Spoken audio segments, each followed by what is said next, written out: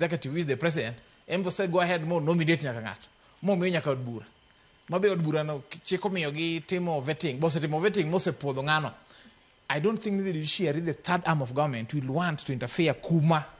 the other two arms of government ose luwe chik maonge gima giketho so far. Ok ginyal dwaro interfere kalure ni ok giyudo evidence motegno kose koro gibo wachacha ni wanto weche mag legislature gi executive ok wadonjre kalure ni adira Gachagua kata toka pok nothiche ok Ojwanga nentiere kod geno ahinya kuom doe mapacho kae nowacho ni doe ma seche moko ringo doho to nyalo yudo justice kacha kata kamano kwaneno nyaka sani kit kaka nosetemo balo gi joyal bucha adek manowali nyalo bedo ni geno kata trust mane nitiere gode doho koro orumo. Bende koro judiciary biro ng'ado burano kaluwore kod evidence moketnegi onge mar evidence kata ni ka evidence nitiere kose koro giwacho ni wanto wechegi magi weche mag siasa nyake kwadonje kaka jo ng'ad buche pacho kae. Emomiyo akioni ni in my own analysis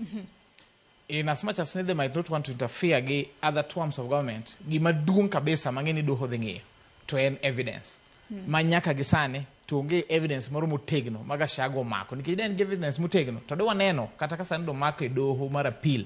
kacha chane gik manomiyo thicha ok apisge gin gik ma miriambo to kendo gik momiyo gin mag miriambo en evidences makelo kagi ka mano to koro de doho nyalo yalo to gisane kineno doho notero mana appeal ni bura mano ng'ad ni 3 judge bencha no bedo constituted yo marach omiyo koni ne ginyalo ng'ado ni bura then mar ariyo the stay order ma ni koro kik Kindiki bed sworn in nikech pod en gi issue to handle within the court but remember ni timelines be nitie sirikal be dwaro continuity ok apar ni Kenya nyalo dwaro bede sani state moro ni nitiere ker to deputy president onge nikech as we speak kawuono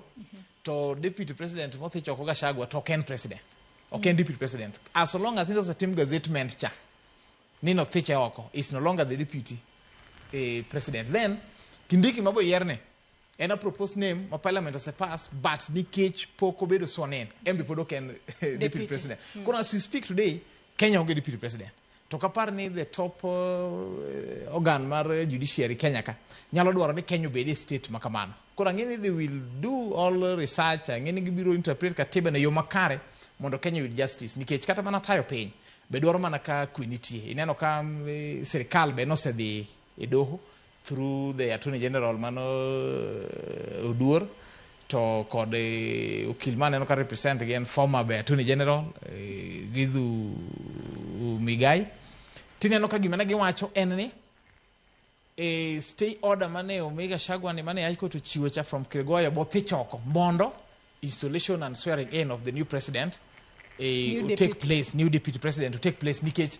gifia ni kamano kotimore to Kenya nyalo bede in a constitutional crisis mokber koro gisani tang'eyo ni gino maduong' manyalo miyo Gachagua doho ng'ani bura mathiche oko weche nego oko to en ni lacks solid evidence onge godo then mar ariyo mawacho ni dipo kani do judiciary be nyalo ng'iyo adier ni the other arms of government to timgi within the law monge kuma gikethe and in the spirit of cohesion mar integrating the three arms of government mondo pinyo dhi mbele ginyalo wacho ni ka onge evidence gini othichoko mondo pinyo dhi mbele ato bende wacho kanyo ni kinde mane jatend piny William Ruto bende ne loso chieng' Jumapil ka bende ne nitiere e od lamo kata kanisa nokwayo jo Kenya mar mondo miki kwinj weche mag propaganda nyalo bedo ni nitiere propaganda moko mosechako liekore pacho kae maseche moko kodonje it jopiny to ok nyal dhi mbele yo makare propaganda go ng'eny Joyce kendo gi ng'eny kabisa